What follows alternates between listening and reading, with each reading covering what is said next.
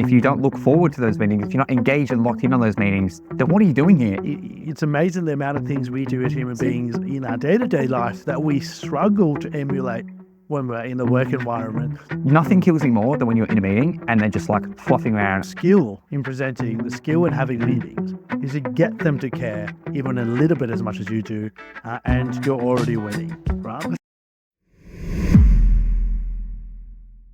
Welcome to the Disrupt Leaders podcast. It is episode 14. We have made it. And Jules, we have an absolute banger topic for the people today. We are talking through how to run a meeting, a massive piece in any good leader's toolkit.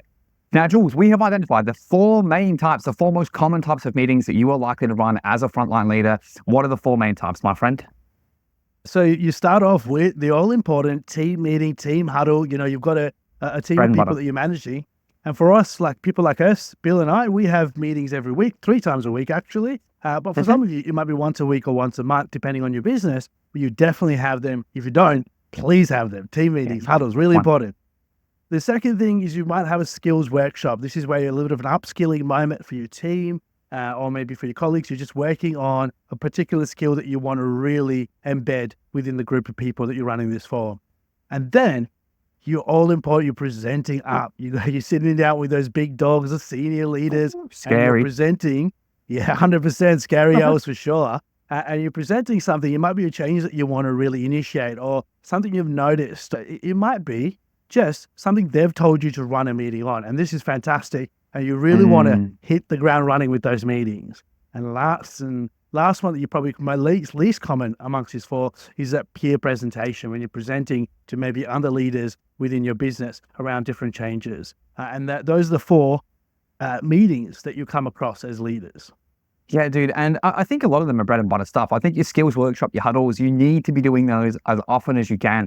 I think really important, like, you know, that's what we're paid to do. Like, we're leaders. We're there to lead our people. And if you don't look forward to those meetings, if you're not engaged and locked in on those meetings, then what are you doing here? In my opinion, they're some of my favorite times of the week. I would sell my left arm to go from 3 to 5 of those, I tell you, just because it would give me so much more freedom to have fun with the team and stuff like that. So, Jules, we were kind of chatting about it before, and we have locked in on 6 main things that leaders should be doing. Like, if you do these 6 things, if you crush these 6 things in every meeting, then you will be absolutely crash hot. But there were kind of 2 additional things that were like really overarching that. Now, the 2 things were 1, planning, and 2, energy. Now, you in particular are an absolute god among men at the planning side of things. And so I want to throw to you on that one. Like, what does that look like for you for basically any of these kind of meetings? Like what does that look like? Yeah, I really like to reverse engineer things. This is my favorite thing to do in life is first look at what I want the outcomes to be, and that helps me plan their meetings out. So if it's, I want people to really understand and embed a change, then I start from, okay, what is the change about? What are if people leave this meeting with anything, what will that point be? Because people are not going to leave the meeting with every point you tell them, no matter how good of a presenter you are. Think about a TED Talk you've listened to, or a presentation or podcast, just like Disrupt Leaders. You're probably not going to remember every single point that we tell you, right? There's going to be 2 or 3 things that are really stuck in your head. What do you want those 2 or 3 things to be? And then you can really spend the effort fleshing those out. So if you're planning out, really think about what the end result should be. Apart from that is what your audience is, right? So we spoke about the 4 different types of meetings that you have. If it's you're presenting to your team, that might have a different flavor to it as opposed to you presenting to senior leaders as opposed to your peers. And then that skills workshop is probably a little bit different in terms of you're not so much presenting. There's probably going to be more interaction than your kind of traditional meeting as well, which we'll get to a little bit later. What are your thoughts on that, Bill? Yeah, no, you're exactly right. And I think that the one, I love the reverse engineering, like starting with what am I trying to achieve? And then working back to like, how do I achieve that? Brilliant. I definitely think that the make sure you're targeting who you're presenting to is a really key and crucial skill. It's really important. For example, if you're presenting upwards and you're trying to make an ask of your senior leader, you probably need to come in with a lot of data, and your planning needs to be a lot of like spend around data, around actions, around what those actions could lead to and the benefits. Whereas if you're presenting to your people, you probably need to be talking about how the change impacts them specifically, or like you need to be very focused on like actions, not so much data, because realistically, your people probably don't care about numbers as much as you and your boss do, if we're being honest. They sort of care about their own potentially, but like they don't really. What they care about is my life going to be easier? And so I think you need to kind of like plan and prepare for that. And I do think you're exactly right. You touched on a really good point around the skills workshop. A skills workshop shouldn't be you just sitting there talking for 20 minutes, telling people how great and how good all your ideas are. It should be them coming up with their own ideas. And I think you really need to plan on like that is something you need to know where you want the conversation to end up. And then you need to plan the questions you're going to ask to lead them there. You have to breadcrumb them there, and you've got to go and plot those breadcrumbs out. You know what I mean? It's almost like it's a mass coaching session, isn't it? Because we do the same thing with our coaching sessions, right? We want them to work on a particular skill, but we don't want to tell them what skill to work on. We need to ask questions to really illuminate the path, right? So it's the same with the skills workshop. And this goes for anyone in training and facilitation as well. And, you know, you and I, Bill, we've been through some atrocious training sessions in the past and, you know, across different businesses. I'm sure everyone's been through these where it's just dead boring. Someone's just blabbing on for like 2 hours straight. There's a whole bunch of text on a wall and you're just like, when will this torture end? It's the same when you kind of, you just want to talk about, you know, can you get them to interact? Can you actually get them to take part in it, do like kind of skill building exercises, all that kind of stuff when you're doing that skills workshop is really important. Right, dude, 100% it is. And I feel like I'm about to kind of slip into the energy part. Not that we're probably finished with planning, but I think you've touched on it really nicely. I think that's what it comes down to. Like when I say energy, I don't mean you have to be like, a Monday morning. I mean, I usually am because that's my personality type. But I think no matter who you're presenting to, you have to at least sound interested in the thing that you're talking about. There is nothing worse than someone turns up to a meeting, whether it's Monday morning, Friday afternoon or whatever, and just genuinely talks monotone, slow, like, hey guys, today, Disrupt Leaders, here to talk to you about running a meeting, and this is what we're going to go through today, the agenda. And you just sit there thinking to yourself, oh my goodness, I can't believe, do you reckon if I look at Amazon, he'll know? Black Friday coming up. Yeah, do you reckon if I'm just like saucing the sales, he's going to know that I'm saucing the sales? Because that's what it's like. And I think one thing that kills me all the time, and no matter how good the rest of your presentation is, no matter how good you plan the actual pack together, everything could be incredible. If you're talking about being monotone and if you seem uninterested in the thing that you're talking about, why should I seem interested in the thing you're talking about? You will lose me, and you will lose me so quickly. I won't even get a single point. Yeah, you know, it's an interesting fact about being uninterested, right? I think sometimes like they are interested because this is a piece of work they worked on for quite a while. You find like, you know, with these people, it's a massive piece of work. They think it's really important that you should know this. Hence they're presenting it, or someone thinks it anyway. But you have to realize one thing. When it comes to energy, when it comes to your planning, people don't care about the thing you're presenting as much as you do. Correct. So the actual skill in presenting, the skill in having meetings is to get them to care even a little bit as much as you do, and you're already winning, right? I think that's the goal, that's the right? thing. Like that's the actual goal of when you're trying to present. And I think like you really actually, you like lit me up a little bit there. I hadn't really considered that, but you're exactly correct. Whenever you're talking, your job is to get the audience to care as much as you do, I think, for even a fraction. Yeah, really, you've cooked that, Jules. Get the chef hat out. Get a chef hat out. I like that one. 100%. Because you like kind of listen to people that are, you know, business analysts, etc., and like, you know, their skills are obviously with the numbers, and their skills are with the process, and they are presenting something to you, and you can see that they really care about it in terms of the amount of effort they put into generate this presentation, right? But by gosh, it's so hard. Even if you really like this person, like it's so hard sometimes to pay attention when they're like monotone's my worst bugbear. Like, I can't cannot handle it. I cannot stand it. If someone's monotone, I'm switched off already. I don't care. For 2 minutes in, I'm out. I'm off 2 to the whole minutes fairies. in? I'm looking. Yeah.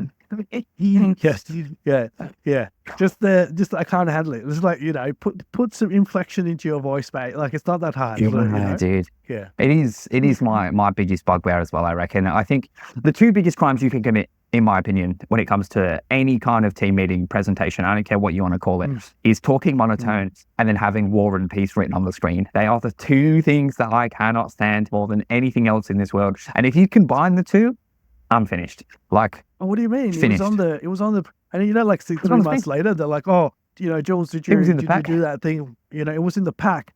Oh, the pack with 10,000 words in it. Oh, sure.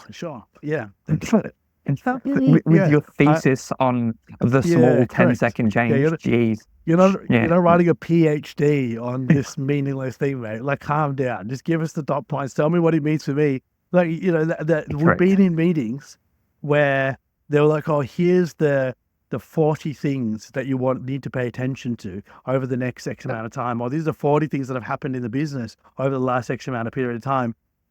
And then don't tell you what these 40 things mean to you or your people or the business, or what does it help the business accomplish. These are just 40 things. And I cannot stand it.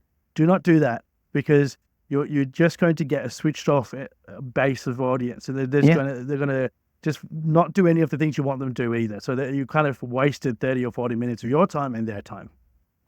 I would say 30, 40 minutes of their time and a couple of hours of your time if you've written that much on the screen. Like, you've had to put that back together. Oh, yeah, that's so true. I think, yeah. So I think this is a big part of it, right? So I think, so we've kind of touched on it. One, just energy. Make sure you at least seem interested. Make sure you're coming across, like, put a bit of inflection in your voice. You don't have to be at a 10, but just don't be at a 1 or a 2. You know what I mean? Come in with a little bit of something about you, I think is really important. And then the other thing is just to make sure you know your audience, know what you're trying to achieve, and plan for that. I think you can always tell if you were sitting in, especially if they put like, if you sit down and put a PowerPoint together really quickly, I think you can always really tell. I'd prefer you have nothing. I think just make sure you come in, like, prepare the resources you're going to need at the time. And this is something really small for me as well. I don't know about you. I'm a bit of an anxious person, right?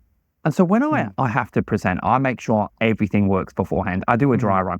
I do a dry run on my own. Like, I just sit there, make sure all the links work, make sure I have the video. If I have to click a link to get a video up to play, I have the video ready to go. Like, nothing kills me more than when you're in a meeting and they're just like fluffing around and like, oh, sorry guys, just hang on a couple minutes, technical error. Oh, I haven't actually used this office room before and I don't know how the screen works. And it's just like, you're presenting to 50 people right now. You didn't think to just go into that room and test how the screen works first. I don't know, everyone should be expected to do that, but I think for me, I try to make sure everything runs smoothly. And I think if you have a 30-minute window to get your point across and you spend 10 minutes struggling with technology, it doesn't look good, and it definitely detracts from the point that you make, even if the point you make is brilliant. Yeah, that's a fantastic point. I think also, but we'll get to this before, it definitely depends on your audience a little bit with that as well. Like, some people are a little bit more forgiving with that kind of stuff. But I think in a more professional sense, if you're presenting to other professionals, you really want to have most of that together. The other point I want to make is things can go wrong. So don't get me wrong, right? Like, even if you do the dry run and things can go wrong, and I think plan maybe things that you will do alternatively. So I used to do training and facilitation, right? And sometimes, no matter how many times, like, I've done this training session 20 million times, right? There'll always be something that goes wrong a little bit on the day. And so just plan something. So if this goes wrong, is there something else I can move on to really quickly while it gets fixed? Or, is there a substitute that I can put into place? So, I think a really good example. We'll get to that. We'll get to, go. A good example of this, Jules, you and I were in a training session maybe 3 weeks ago, I think, and it was external run. So some external people had come to the business, and there was 2 trainers in that room that had come from the external company, and one of them lost their audio and they couldn't hear us, and they were asking questions and they couldn't do anything. And so rather than just having the other person present till they fix their audio, they just stopped the training for 40 minutes while she tried to fix her sound.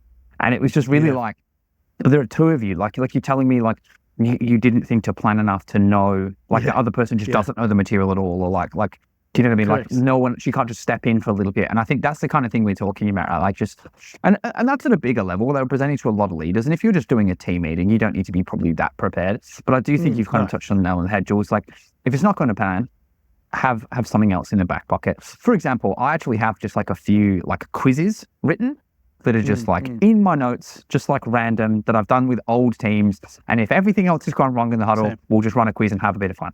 It's just my ace in the hole backup. Or even there's a game that, the Linda Wright one.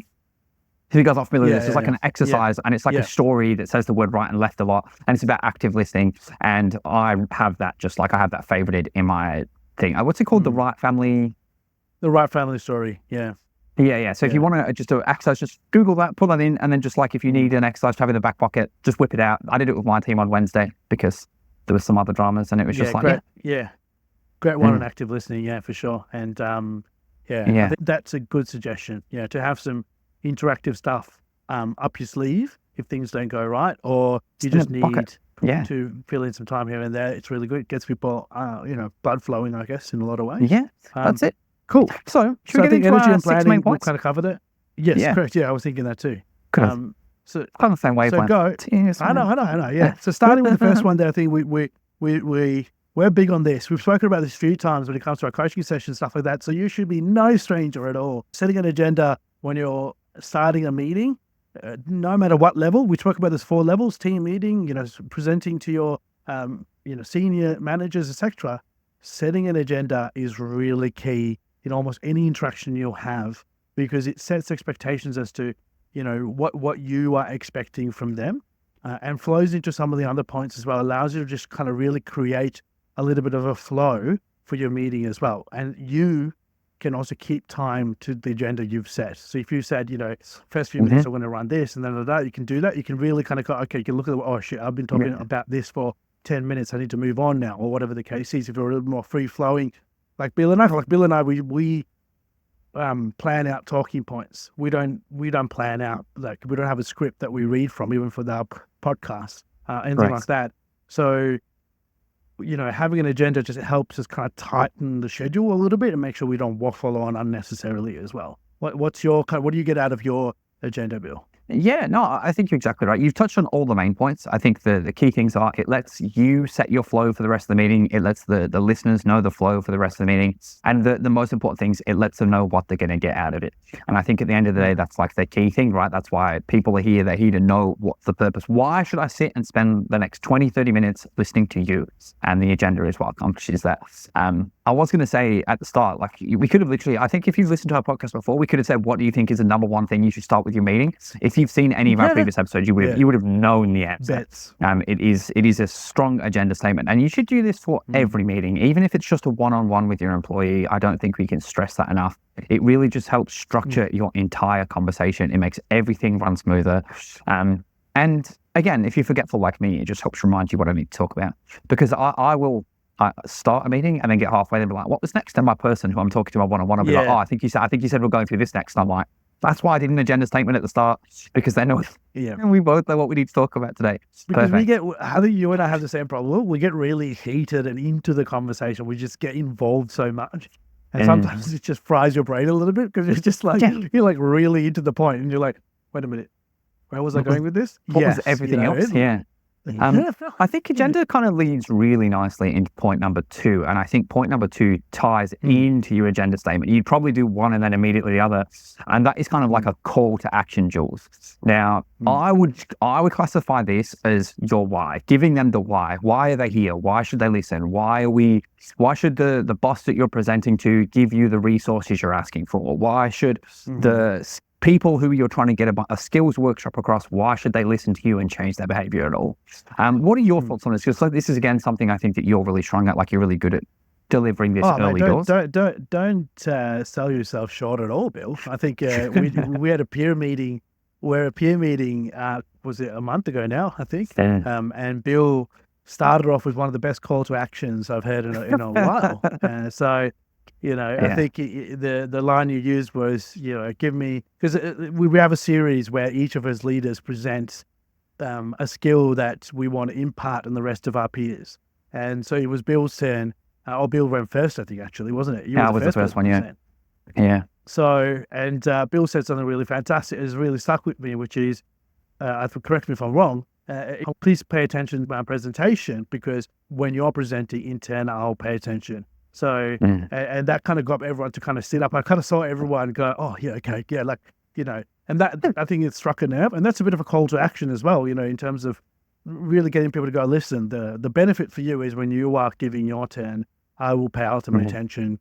And that feels good when people are paying attention and actually caring about the things you're about to say, Bill. Yeah, I think because that meeting in particular, like I attend it, and sometimes I don't pay attention, not when other people are talking, because that was the first time we started doing the skills workshop, but there were other meetings, and there's just so much going on as a leader. There's so many emails, Slack messages from your people, calls you've got to do, chats you got to review, things you've got to do. And so it's very easy when someone's talking, if it's not something you're like super interested in just flicking to other things, and I've seen other leaders doing it. And so, yeah, I was literally just start being like, hey, this is something that I do. This is something that really works for me. It really benefits my people. And this is why I think you should listen. And I'd also personally really appreciate it if you'd listen, because I put a lot of time and effort into putting this presentation together. And soon it's going to be your turn, and you're going to put a lot of time and effort into your presentation, and you're going to want me to have listened. So if you listen to me, I'll listen to you, and then we'll all grow as a leadership group. And I think it'll benefit everybody. And I think, like you say, it really did have a positive impact, I think. Like, a lot of people were really stoked. It was probably one of the best ones of those sessions, not to like pat myself on the back too much, that we've been to, because I think so many leaders were engaged in the session. It wasn't just the same 2 or 3 people talking. I had a bunch of people in that meeting speak up that don't often speak up in those meetings, and I loved it. It's one of my favorite meetings I think I've ever run. And that was off the back of just a really, I was cooking that day, gang. Like, and I I always talk about how great Jules is in these meetings. I spend this entire podcast just gassing up Jules. But like, I do think that a lot of it, although the rest of the presentation was quite well put together, I'd really planned it out. As you would expect, like, my energy was kind of up there, but I had a really strong call to action. And I think that's the benefit of doing that. It really gets people to lock in, gets people to pay attention to everything else you're saying. I think you can't, it's not put on its own in isolation. If you do that and none of the rest, it's not all going to come together. But I do think it is a really key piece to get everybody to stick around for the duration of the meeting. And I think it's the payoff, right? Like we spoke about before in terms of agenda, and I was speaking about before about reverse engineering what you want the outcomes to be. It is completely fine to let people know what you envision the outcome to be, and that might be the benefit that is for them, right? So in this case, Bill's benefit to the leadership group was when it's your turn, I will pay the attention back when you're presenting. It could be when you're presenting to your team. It could be, hey guys, you bear with me for the next half an hour, or you really pay attention. What that means for you is this particular problem or this issue that you guys are really trying to get upskilled in. You'll be better at it at the end of it, and we've got a bit of a plan to help you as well, all that kind of stuff. So they're kind of listening with rapt attention, because you're like, okay, this is going to help solve something for me, and that's why I should listen. Yeah, I've done that a lot actually with complaint interactions from clients. I could be getting a few topics that people complaining about a lot, and I ran skills workshops on those topics. And that's exactly how I started that session, being like, hey guys, you've been having this as a problem. I've been hearing this. We've been struggling with it. So what we're going to do together is work on this. If you give me attention, we focus in locking on this morning meeting. By the end of this, you should have a complete rounded toolkit to go and handle these interactions. And again, like I think, you run that meeting, and I think with those kind of workshops, you're probably not always going to get 100 people to pay attention. Like if you've got 10 people in the room, you might get 7 or 8 that are really locked in, but you only need a couple to be really locked in to learn those skills. Because what I've found has happened is you do that, you impart that call to action, people pay attention, they go away, they try the thing, they always come back to you so excited, like, Bill, I tried the thing you did this morning, and this was like an hour after the meeting, I just tried it, it totally worked. So what do you do then? Share that interaction with the rest of the team, and then the rest of the team can see it, and then you get that buy-in down the track. And again, it all loops in. Got a story for us? I've got it. No.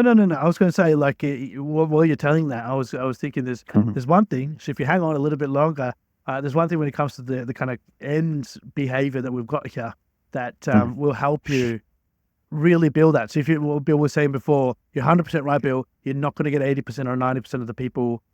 So you're going to get 80%, hopefully, or 70% of the people paying attention, but you're going to get that. Sorry, I was going to the other way around. But if that kind of 1 or 2 people that don't pay attention, there's still ways you can maybe reach out to them.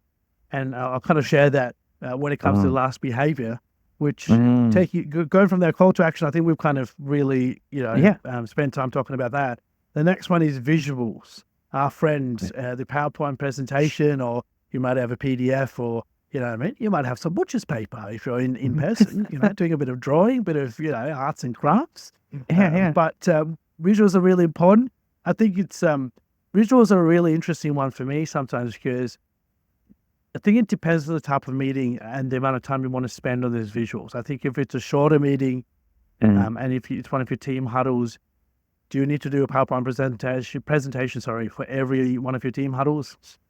Probably not. I don't know. Like, you know what I mean, Bill? Like, I think it's a bit hectic. If you want to spend that time, sure.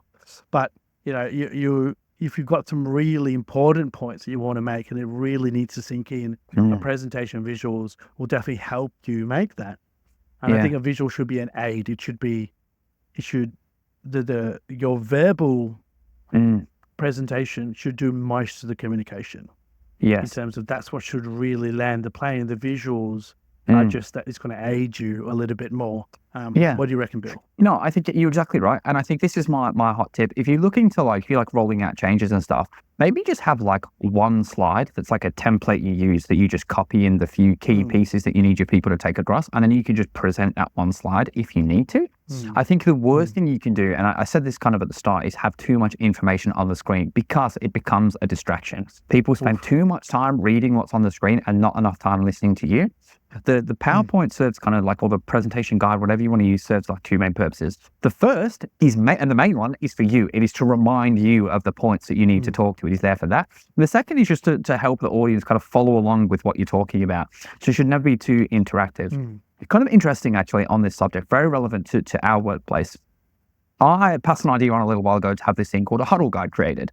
And so when they roll out a new change, they put together this guide for us, and it's what the changes are, the benefits of the changes, and the benefits for the customer, the business, the consultant. And I love the Huddle guide. So good. I think they did a fantastic job with it, right? And I only gave them I was just I wish I had something like this. And they cooked. Yeah. But I recently got put into a meeting and asked, because apparently none of my people have seen the Huddle guide. And they're like, oh, every other team leader's person has seen the Huddle guide, but yours not. You're not using it. And I'm just it was literally my idea. Yes, I use it all the time. But what it is, I just don't present it because I think it's like a one-page PDF document. It's got a lot of writing on it. I don't think it's not for that medium. But a lot of the other leaders have been physically sharing it and getting it on the screen. And you've obviously seen it, Jules. There's quite a lot of it. It's an A4 document covered in writing. And I don't know about you, I don't think that kind of thing leads itself to be presented. I just cut a few of the key pieces and just present a couple of key pieces, So how do you, what are your thoughts on that? Because, it's just one of those things. It was just funny to me that are you not using it? And I'm oh, I do. I think I would never show people that much info. It definitely tunes me off. The moment I see too much text, the moment I see a block of text there, I'm out. Correct, I know this is not going to be the greatest in the world, so I'm already tuned out from what they're about to say. The other point I would make about visuals is try not to make it too distracting as well. Sometimes you can go overboard with different graphics and all that kind of stuff as well. I think a few dot points on there, 4 or 5, if it's a large piece of information that you're talking through.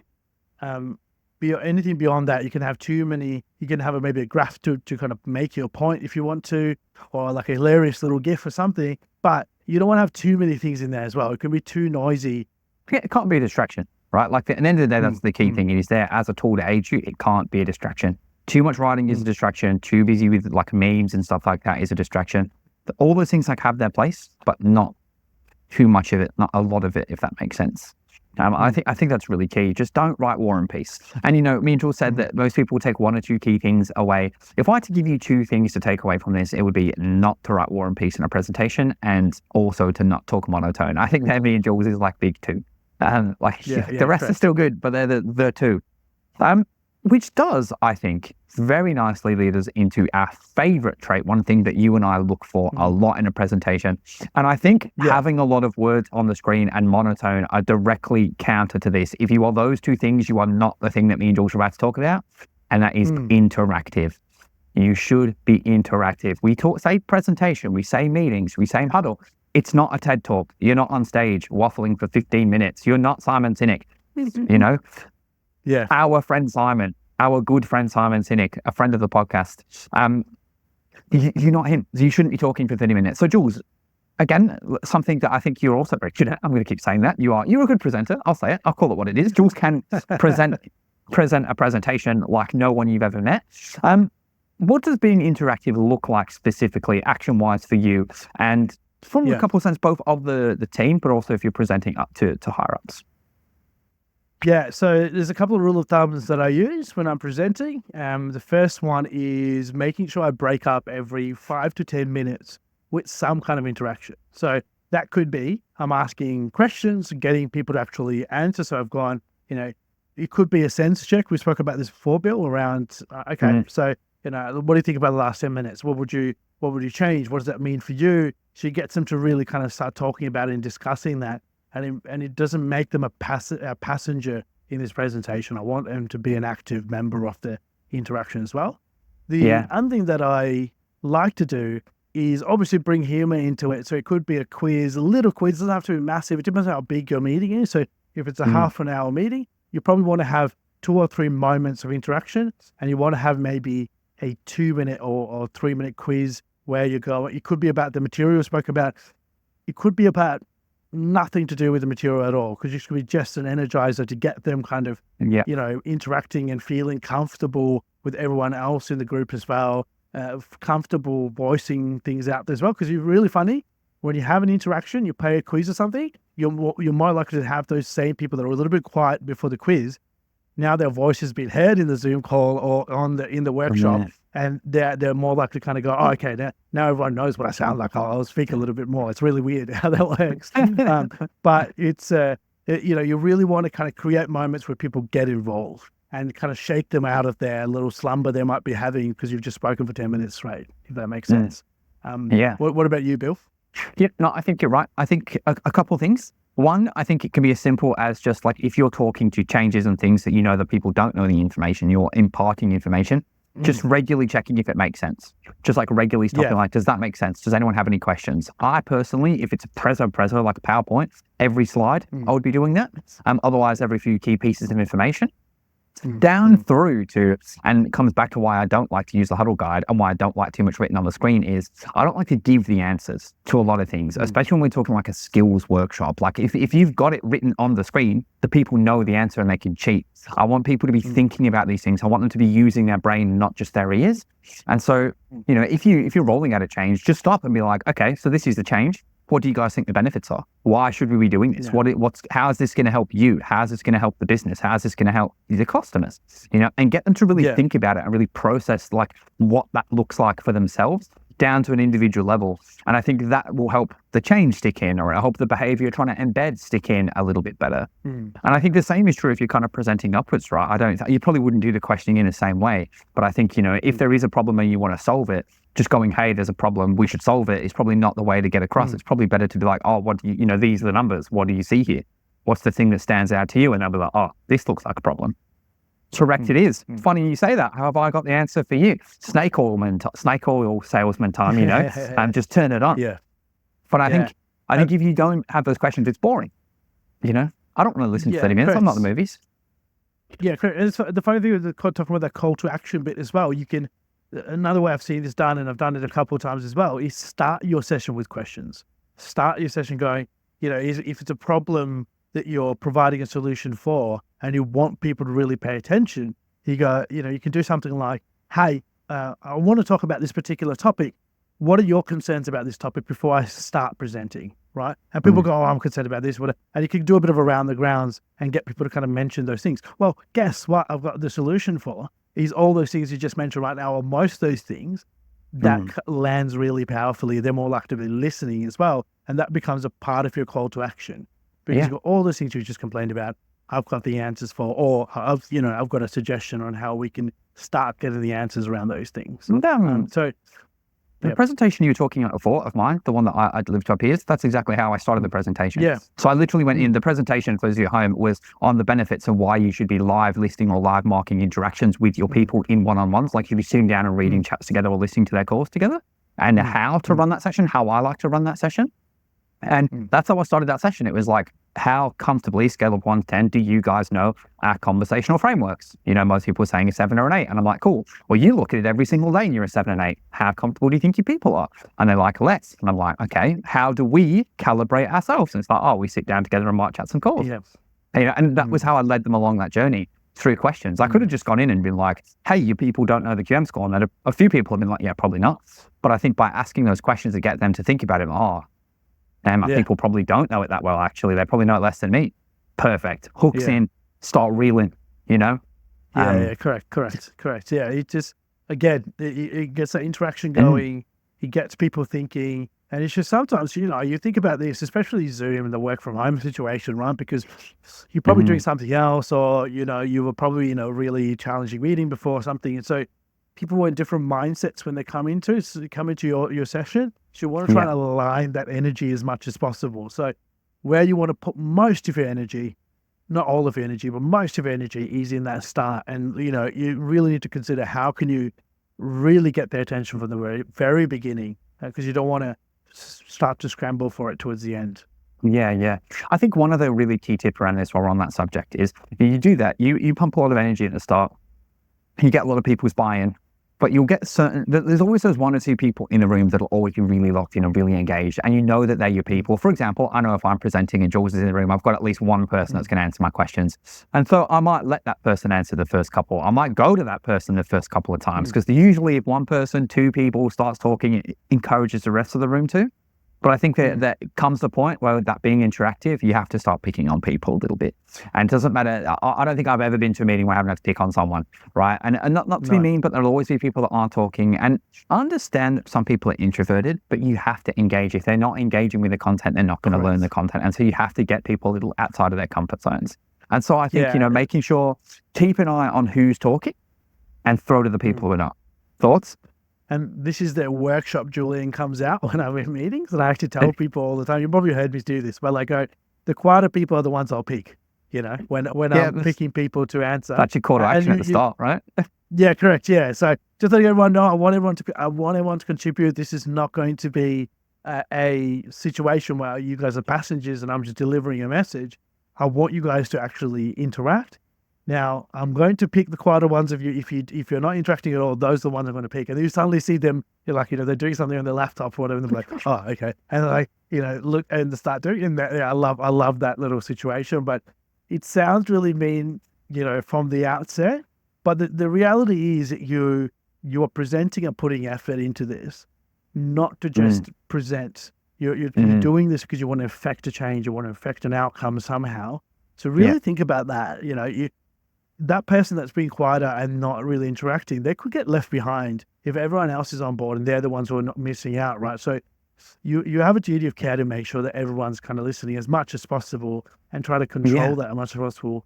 But, again, you don't want to get everyone. And that sometimes that might turn people off and they go, you know what, I've got a cold out, so I'm not going to listen to them. If that's their attitude, then, that so be it. The change is probably not for them anyway. I actually think that's probably, like, if you're presenting to peers at that point, that's probably a conversation for their leader, I think. And if it's your people, I think if they're acting like that, like you see them switch off after you call on them, I think it's probably a conversation for that one-on-one. I wouldn't say they're in trouble or anything like that. I wouldn't be going and telling anyone else, but I just feel like, hey, this is why I need you to engage. And you probably have to have that combo one-on-one. One last thing I really wanted to talk about while we're on Be Interactive is specifically around skills workshops. And so what I'm talking here is, let's say you want your people to do a thing on active, effective questioning. They're not asking deep enough questions. They're not asking broad enough questions. How you run that session is so important. I actually think the whole thing needs to be interactive. I don't think you can come in and be like, what's the benefit of doing interactive questions? I think those kind of scenarios are always best to do some kind of game, either a game or some kind of activity that doesn't involve anything to do with work. Right. So, for example, I was doing one recently and it was around on framing and pre-positioning things. And I think I might have stole this from you, to be honest. I don't know where I got it from. Probably from you. I steal a lot of my good ideas from you. And then I tell everybody they're mine. So the way that I did it is around framing and pre-positioning, because I felt my people were just a little bit too blunt sometimes. And so what I was getting them to do was imagine that you're going out with a friend and there's a third party there and you're discussing going out with a friend and you've got to kind of invite that person because you have to, but you don't really want them to come. How do you do it? And then the next time is, okay, it's your best friend in the whole world. They're not coming out. You want them to come out. How do you do it? And get them to the difference in their tone, their voice, their energy. And we're not even talking about work. And then you can kind of move it into okay, well, how can we apply what we've just learned to our work? And I think those kind of things are more powerful because it's getting people to focus on they're only at work 40 hours a week. They're who they are as a human being the rest of the time, significantly more of the time than they are the person they're at work. Yeah. And so you need to get them into that mode of who am I as a human being, I think. Yeah, I think trying to find ways to embed skills through everyday occurrences is really key because a lot of us have experienced these things. So it isn't a big stretch to then go, I can do it at home. I can do it in that context. Why can't I do it in this context, right?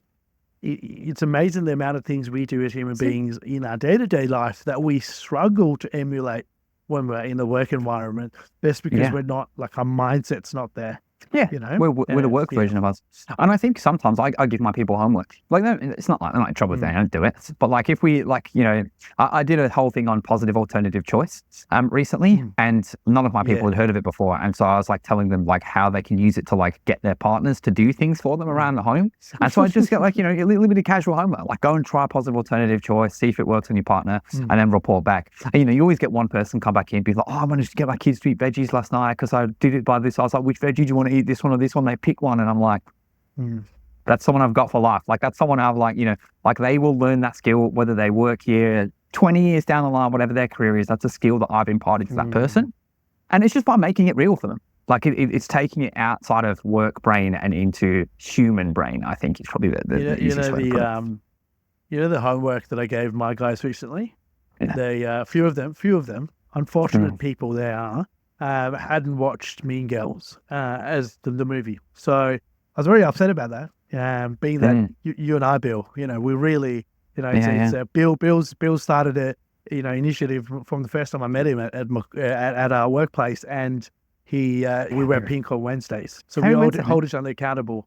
We all hold each other accountable to wear pink on Wednesdays, and it's a lot of fun. And I'm trying to influence more people in the office as well. And Bill's trying to influence more people in terms of our Zoom meetings and stuff like that as well to wear pink. Now, so what like a few of the people said, "Oh, I haven't watched Mean Girls," and I was like, "Okay, homework. Like, just stop whatever you're doing.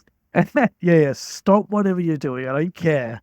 Go watch Mean Girls." And it's funny because one of the people in my team ran a fun huddle on a Friday around Mean Girls facts, and I was on leave on the day. That's and so she was good. like, Jules, since you're on leave tomorrow, can I run this for the huddle? I was like, yeah, go do it. And That's so good. It was really funny, but like I thought a bit of a tangent, but you can make things really fun, guys, with these meetings. And I think another really trick before we move on to our next point as well about being interactive is, again, you don't have to make it centralized around the point you're trying to make. It could be just an energizer. Some of the, especially for a longer presentation, or you've got a meeting at the end of the day. Because Bill, you have these meeting at the end of the day situation. People are already a little bit fried. They're probably a little bit on the out. So you want to start with something that's going to get the blood flowing. They're going to get in a bit more of a talkative mood, because there's no point presenting the thing just to tick that box, because you're not going to get the actual change or the embedding that you want. Yeah. I actually got sent a meeting invite for December, and the meeting is a skills workshop for me from 4 till 5 on a Friday.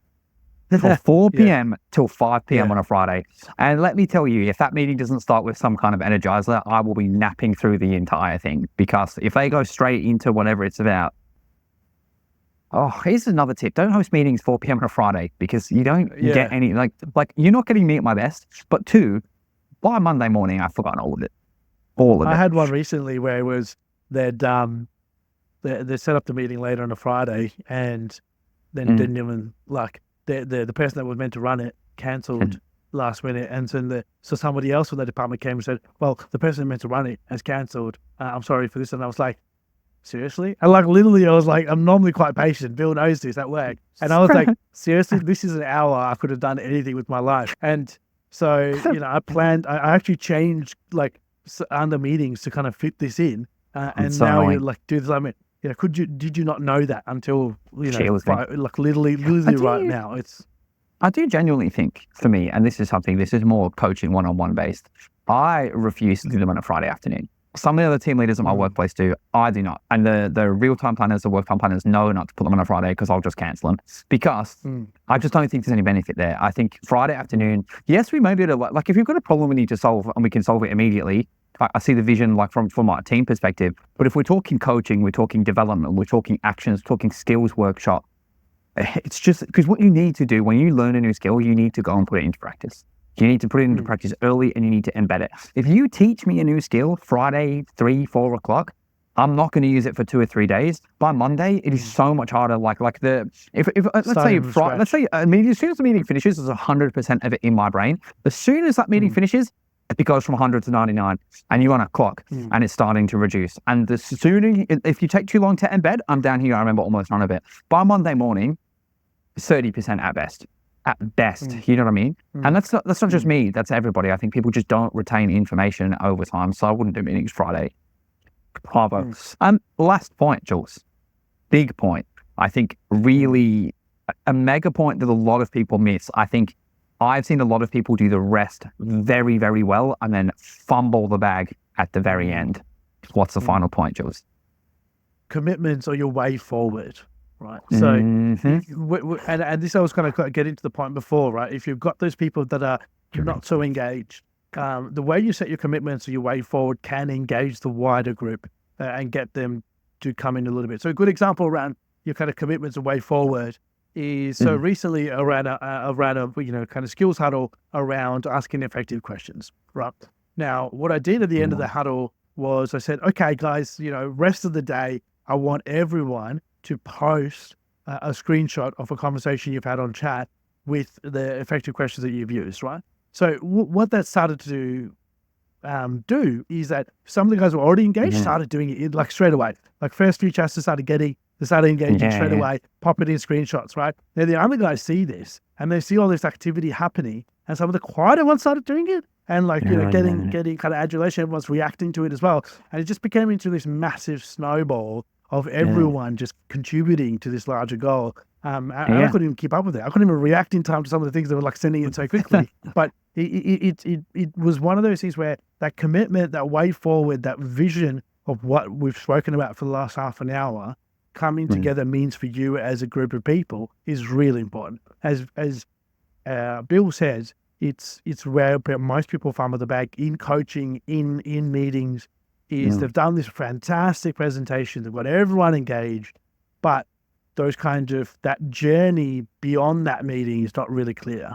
We don't really have a path going forwards or a plan going forwards.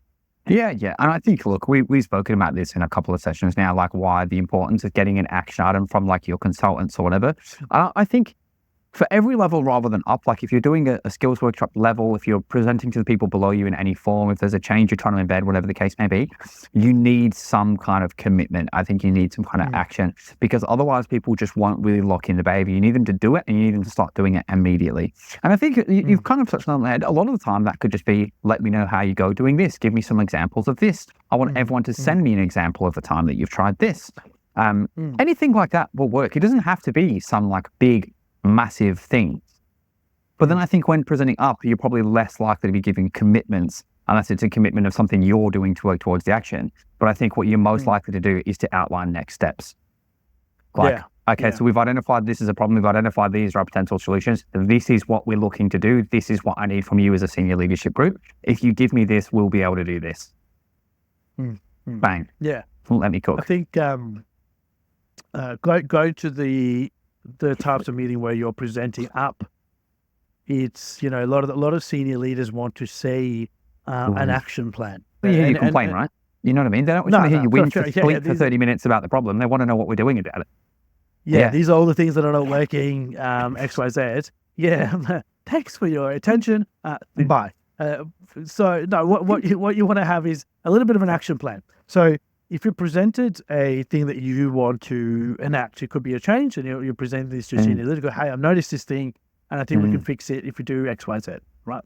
So what you want to do then is go, okay, so I'm presenting this on the 1st of December, right? By the 5th of December, I want to have a meeting with X stakeholders, and we want to, set out a plan around these are the things we want to accomplish, right? By the 12th of December, we wanted that information disseminated across the whole department, right? By the 15th of December, we're going to do a sense check. Like we're going to go out to all the employees, do a bit of a survey around what they feel about. And this could be, I'm just giving you like a little bit of what that looks like. It could mean anything for your plan ahead, but you really want to set out a journey map and a time frame as to this is when we want to kick things off. These are the things that are going to happen while we're initiating this plan, and these are the outcomes we envision at the very end. Because when you come to senior leaders, the one thing that's quite common across most senior leaders is they're time poor, and they make decisions based on cold, hard facts.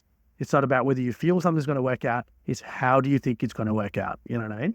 Yeah, I think that last point is the key point, right? Like they are time poor, So you need to make sure that when you're like planning your session, you're putting your agenda together, it needs to be very tight, short and snappy. There can't be any wasted space in there. Like, I think when you present into your team, even if you're doing a skills workshop, you would fluff a little at the start. You'd have a little bit of banter, you'd have a little bit of a chat, you'd maybe tell a funny story, you'd maybe, ask everyone funny questions, something like that, to kind of get everyone jazzed in. Senior meeting, you're locked in. Okay, this is what we're here for, this is what we're here to do. Numbers, facts. This is what we need. Based on these numbers and facts, this fact appears to be true. Give me more money, resources, or whatever. That's kind of how those meetings tend to go. I think so. I think just to summarize on the commitment thing, as far as like your people go, I think look, we've said it 100 times, and I think we could say it 100 times more. Just make sure you're getting some kind of action item, and then make sure you follow up on checking on that action item. If you ask everybody to send you 2 chats or 2 calls or 2 interactions, whatever your thing is, or send you 2 examples, and you find that people haven't, do not be afraid later that day at the whole team in Slack, in Teams, just being like, I only had a couple people send me examples.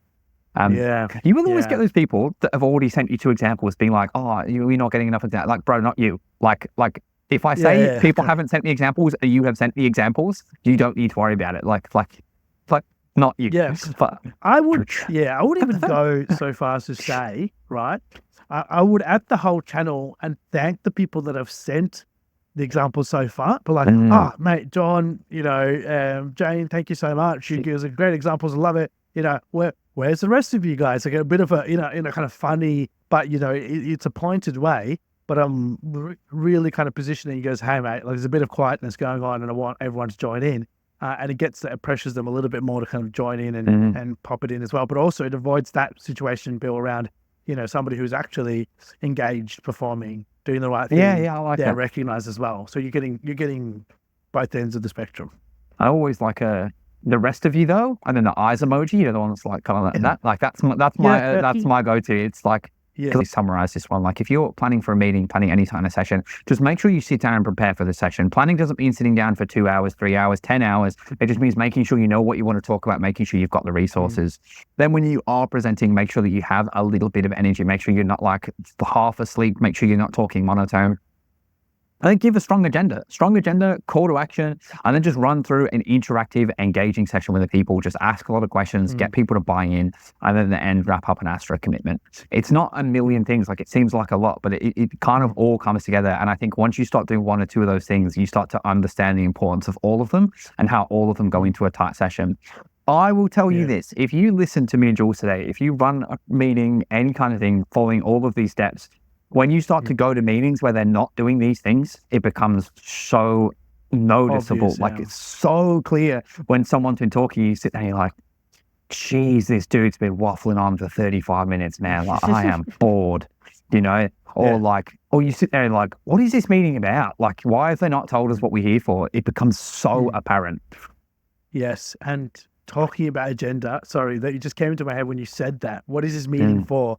If you've ever asked that question, it's a sign for you to actually put an agenda into your meeting invite. It's a pet hate of mine when they randomly put in meetings and you don't know what the hell this meeting is about.